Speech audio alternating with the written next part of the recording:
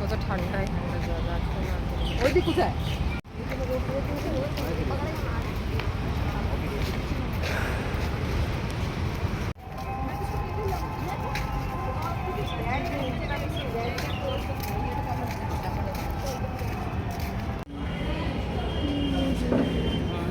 এইগুলো দেখবি নাকি? না না ও হ্যাঁ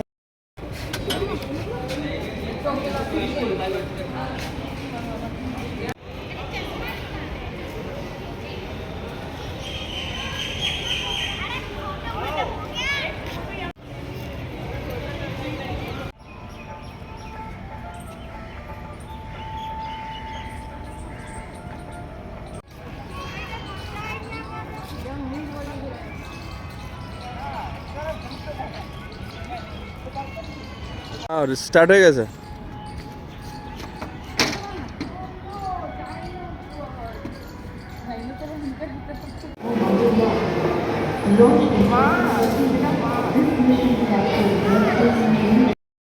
কত বড়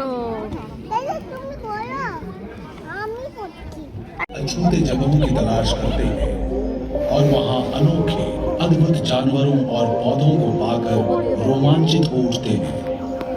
अनंत काल से हमने बहुत से बाहर लगते सितारों और बाहरी दुनियाओं का दौरा करने का सपना देखा है। जो लोग निराश हुए जब मेरिनर्स को कोई राक्षसी एलियन या भिन्न ग्रही डायनासोर से भरा कोई उष्णकटिबंधीय जंगल नहीं मिला, लेकिन हमारी वैज्ञानिक भूख तेज हो गई थी। प्रोजेक्ट मेरिनर के बाद और भी आगे बढ़ गया एक नया महत्वाकांक्षी कार्यक्रम वॉयेजर।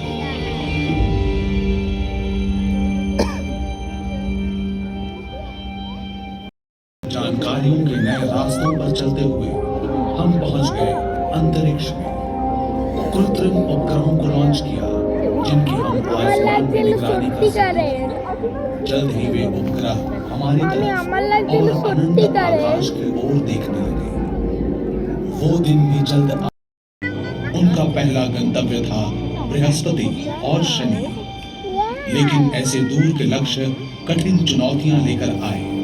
आखिर कैसे वॉयेजर पृथ्वी से अरबों किलोमीटर दूर के गैस पिंडों को पार कर पाए? उनका साथ दिया किस्मत ने।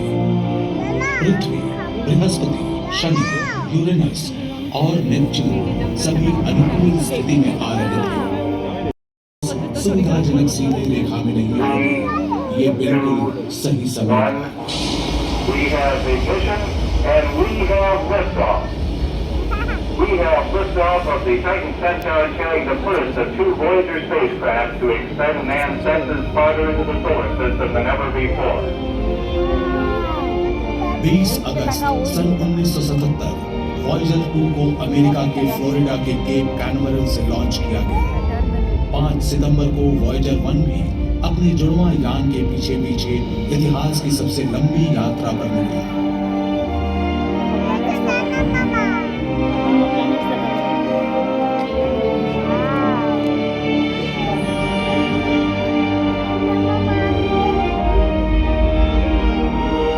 लॉन्च के कुछ ही समय बाद लगभग 100 प्राण लगता था। वो आयु अपने सैकड़ों ज्वालामुखियों के साथ इस सौर मंडल में भूगर्भीय रूप से सबसे सक्रिय है। एक और जोवियन उपग्रह यूरोपा के साथ आमना सामना भी बेहद रोचक था। वैज्ञानिक पहले से ही जानते थे कि यूरोपा बर्फ से ढका हुआ है। वॉयेजर यानों ने बताया कि कई किलोमीटर मोटी बर्फ की परत के नीचे छिपा है तरल पानी का एक महासागर। वास्तव में यूरोपा में पृथ्वी की तुलना में कहीं अधिक पानी है। पीला, मरून, सतह पर रंगों की छटाएं बिखरी पड़ी हैं। ये अपेक्षाकृत युवा है और यहाँ निम्न दबाव के क्षेत्र हैं। यहाँ के पहाड़ धरती के पहाड़ों से भी ग्रह को घेरने वाले अरबों बर्फ के टुकड़े थे। छोटे कण से लेकर मुट्ठी के आकार के टुकड़े, कुछ एक घरों जितने बड़े भी थे। शनि के सबसे बड़े उपग्रह टाइटन पर वॉयेजर 1 ने एक सुंदर झील की खोज की। पृथ्वी के अलावा ये सौर मंडल में एकमात्र स्थान है जहां सतह पर तरल झील पाए गए हैं। लेकिन एक दिक्कत है, टाइटन की झीलें तरल मीथेन है, पानी नहीं। सघन वातावरण वाला एकमात्र उपग्रह है टाइटन। इतना सघन कि टाइटन पर दोपहर हमें सांझ के समान लगेगी। उनका सौरमंडल के अंदर की यात्रा का अंतिम पड़ाव होगा टाइटन।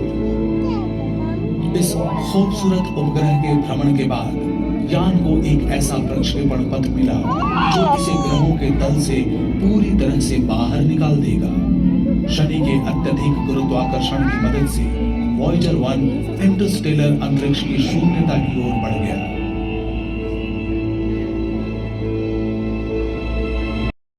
उसका अनुसरण नहीं किया।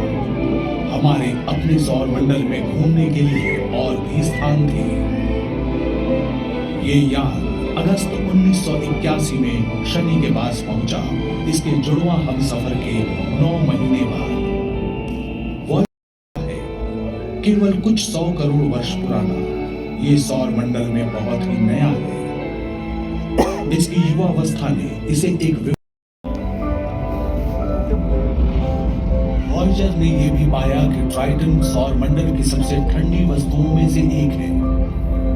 इसकी सतह का तापमान 0 से 235 डिग्री सेल्सियस नीचे चला जाता है। टाइटन के दक्षिणी ध्रुव के पास कुंड से निकले झरनों की एक श्रृंखला देख वैज्ञानिक हैरान रह गए, जो सतह की बर्फ की दरारों में से नाइट्रोजन और धूल उगलती है। इसे क्रायोवोल्केनिक गतिविधि कहा गया।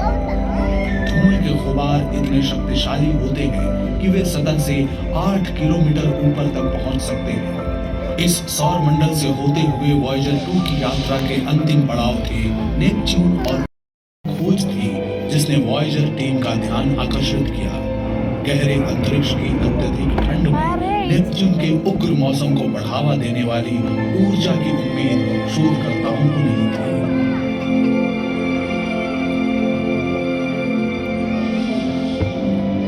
नेपच्यून के दक्षिणी गोलार्ध में वॉयेजर 2 ने एक स्थायी प्रतिचक्रवाती तूफान की खोज की, जिसे अब ग्रेट डार्क स्पॉट के रूप में जाना जाता है। अपना सूर्य भी अंततः एक विशाल लाल पिंड बन जाएगा। फिर भी कहीं दूर हमारे सौर मंडल की सबसे दूर की सीमाओं से परे 2 मानव निर्मित अंतरिक्ष यान अपने साथ एक छोटा सा संदेशा ले जा रहे होंगे कि हम कौन हैं और हम कौन थे।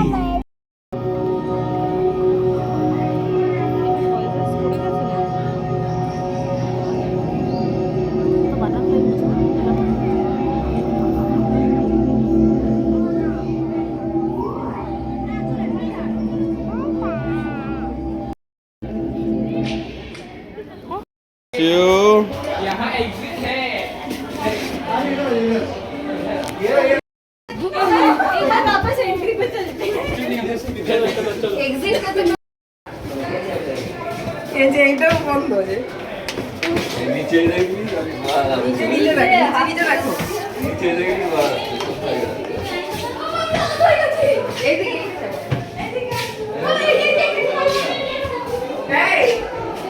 এদিকে ডেড এন্ড ওইদিকে আছে চলো এদিকে আছে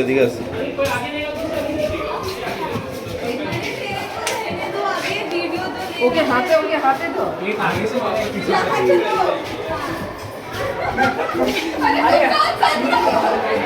हम गाइड करते हैं। एंट्री दे तो मेरी गला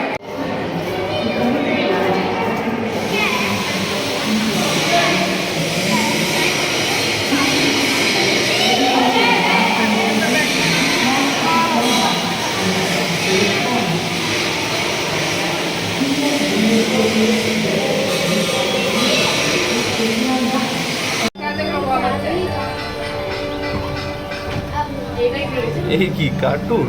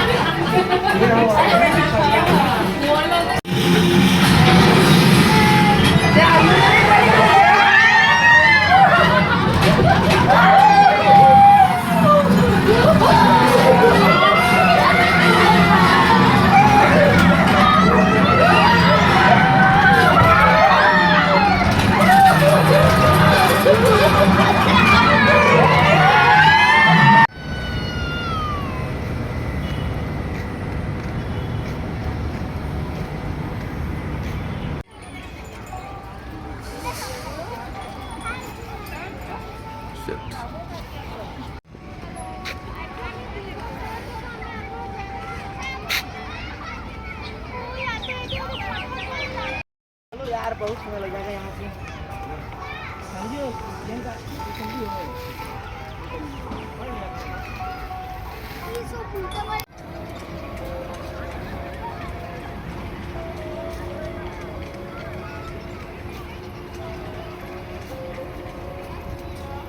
प्रकाश संश्लेषण के द्वारा वायुमंडल में ऑक्सीजन को रोक दिया।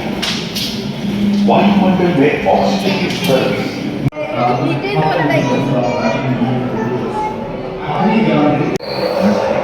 और घने जंगलों में बदल गए।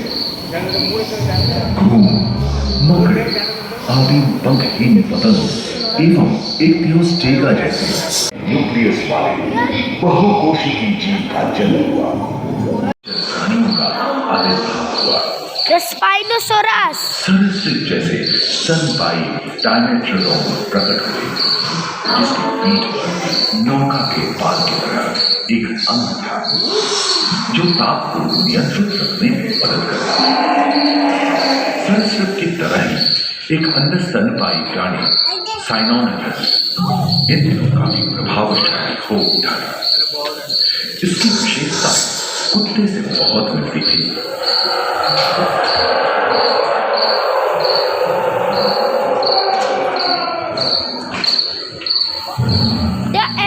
एंकाइलोसोरस प्राय 1 मीटर तक पंख फैलाने में सक्षम चिट्टे, बीटल एवं बिच्छू पृथ्वी की चारों ओर फैल गए थे। धरती में पाए जाने वाले अधिकांश फूलने कार्बोनिफेरस युग के मृत पौधे से उत्पन्न हुए थे, जो कि धरती के अंदर दब गए थे। उन दिनों पृथ्वी के 1/3 हिस्से में एकमात्र महादेश था, जिसे पैंचियो कहा जाता था। जलवायु गर्म रहती थी। भूभाग पर प्रागैतिहासिक सरीसृपों का ही शासन था, जिन्होंने शुष्क जलवायु के साथ खुद को ढाल दिया था।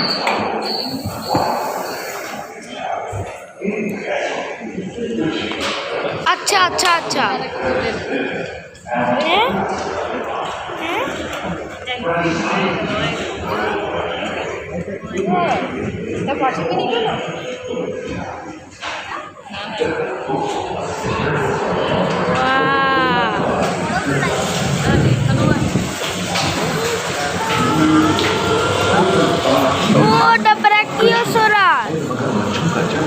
लगभग 22 करोड़ वर्ष पहले इस धरती पर हुआ था। चूहे जैसे आकार का प्राचीन सरीसृप समाप्त हो गए और उनकी जगह डायनासोर ने ले लिया था। ये घटना 20 करोड़ वर्ष पहले। डायनासोर विभिन्न आकार एवं आंख के थे और धरती के कोने कोने में फैल गए थे एवं जलवायु के अनुकूल खुद को ढाल दिया था। इनमें से कुछ तो गिलहरी की तरह हल्के फुल्के थे और कुछ 15 पूर्ण वयस्क हाथियों जितने भारी थे।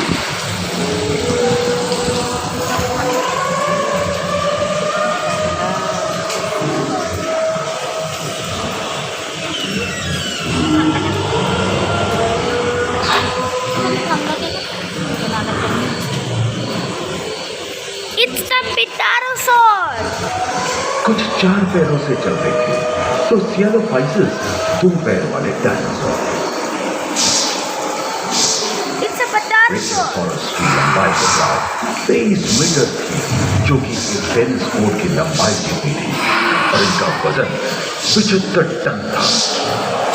सिर्फ आकाश और सागर में बिछा रहे थे। प्लियोसाउरस समुद्र में रहते थे। सबसे प्राचीन यूनिमोर्फोडॉन हवा में होते थे। इसी दिन प्रथम पक्षी आर्कियोप्टेरॉस का उदय हुआ। वाव वीडियो रिकॉर्ड तो कर लो।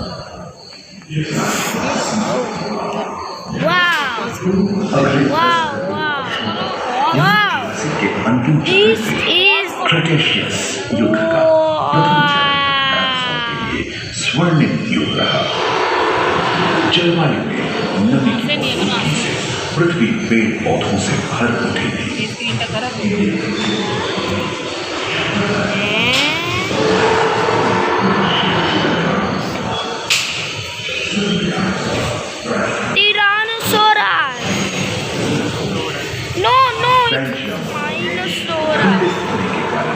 भारत एशिया की ओर खिसकने लगा था, जिससे महादेशी प्लेटों में हलचल होने से ज्वालामुखी के रूप में लावा निकलने लगी। इसके फलस्वरूप आए भूकंप से विभिन्न भौगोलिक आकार एवं आकृतियां निर्मित हुई। स्पाइनोसॉरस की पीठ पर नौका के पाल की तरह एक अंग हुआ करता था, जिससे वो अपने शरीर के तापमान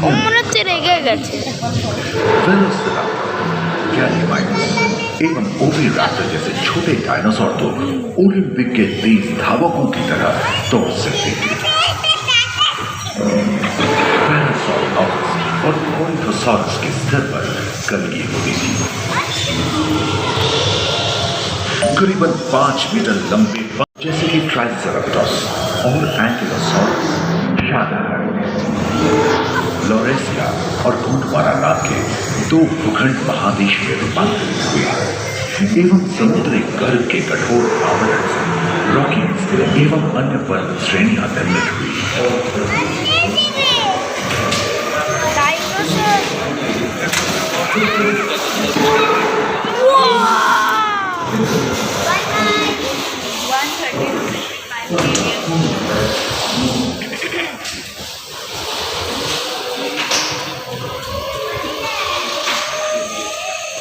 भूमध्य रेखा के पास आबवा में उष्णता बनी रही, परंतु नदियां सूखने लगी थी एवं जंगल कम होने लगे थे।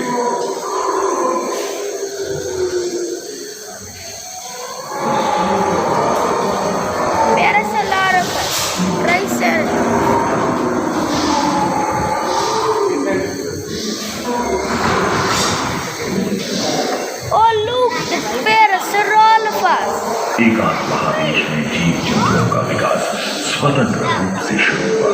सबसे पहले पुष्प वाले पौधे धरती पर विकसित हुए एवं परागण के लिए कीट पतंगों के साथ संपर्क स्थापित हुआ। वे तेजी से धरती पर बढ़ने लगे। इसी समय पहली बार धरती पर सांपों का जन्म हुआ। डायनासोर में सबसे भयंकर था टिरानोसॉरस रेक्स। भूस्थल पर इसका ही राज चलता था। ये प्राय 12 मीटर लंबा यानी 2 मंजिला मकान के आकार का था।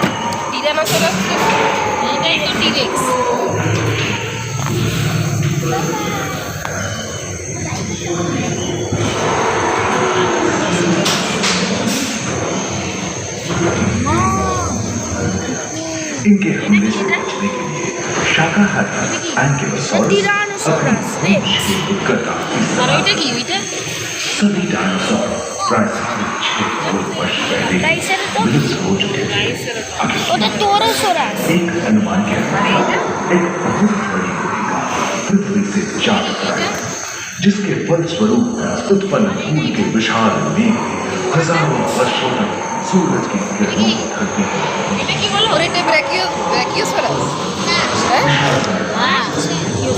ऊपर देख लेना तो देख लो हमने 65 to 220 ওটা কি গার্লি ম্যাম নাকি ওটা ইয়ে ম্যাম হচ্ছে যে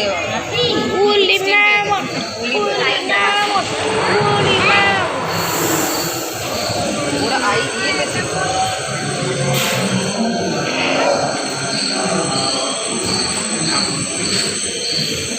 डायनासोर के विलुप्त होने के बाद ডাইনোসর এক্সটিংক্ট হয়ে গেল এত করে पर्याप्त मात्रा में आहार उपलब्ध होने के কিছু কিছু স্পিসিস রয়ে গেছিল হয়তো स्तनपायी प्राणी बड़े आहार में बदल गए बड़े बड़े शाकाहारी एवं मांसाहारी स्तनपायी प्राणी धरती पर नजर आते विश्व की फिल्मों से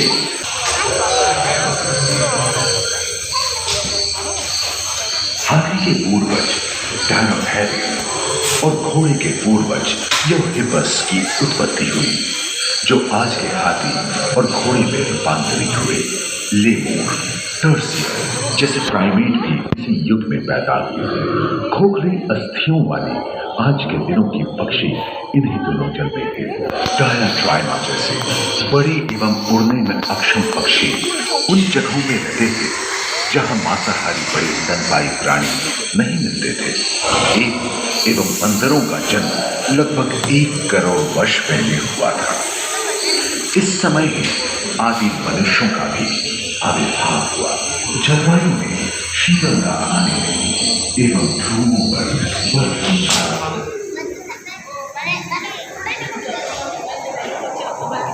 এটাও তো উলি তাই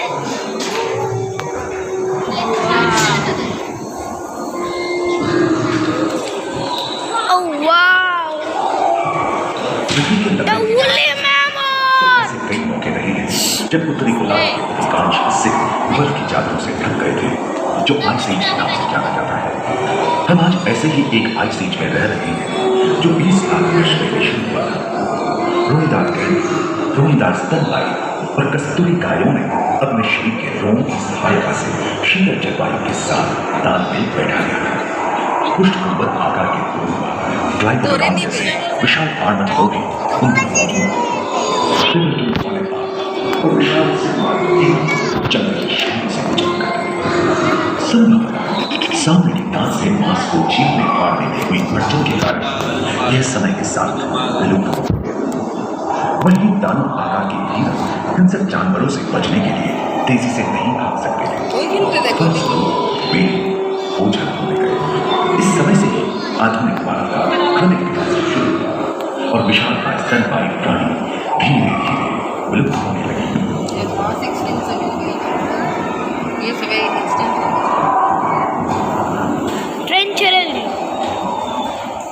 आई से देती उम्मीद है कि आपको इस सफर में मजा आया होगा जहां जीवन विकसित होकर लाखों अन्य लोगों में परिवर्तित हो गए दूसरे ध्रुव पर ह्यूमन न्यूट्रिशन पैराडाइम मानव की यात्रा और विज्ञान और तकनीक तथा अत्याधुनिक तकनीक की भारतीय विरासत का भी इसकी बहुत पहले ध्रुव पर आनंद लिए अपने अनुभवों को यादगार बनाने के लिए दोबारा आप सब जरूर आए साइंस सिटी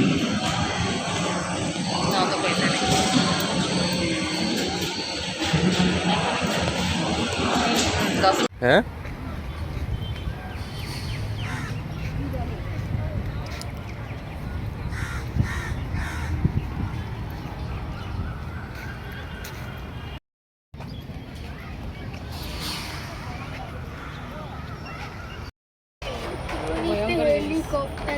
সে আমার লাস্ট রূপে আমি চেপেছিলাম ওই দেখতে পাচ্ছ তুমি আমি কেলটু ধরে থাকো তুই এই উঠাস না ওকে এই দেখো দেখো দেখো দেখো গাছের উপর দিয়ে যাচ্ছে হ্যালো চুপ ওই দেখো একটা এরোপ্লেন যাচ্ছে পিছনে ওই দেখো একটা এরোপ্লেন যাচ্ছে আরে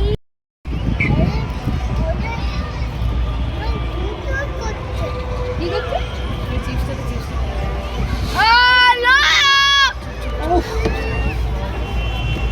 শীতকাল কোনো নামই দিবে আরে কি করে যাচ্ছে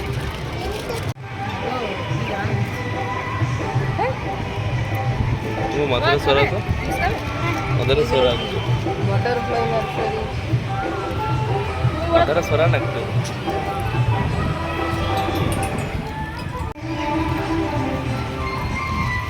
तो भागेगा नहीं तो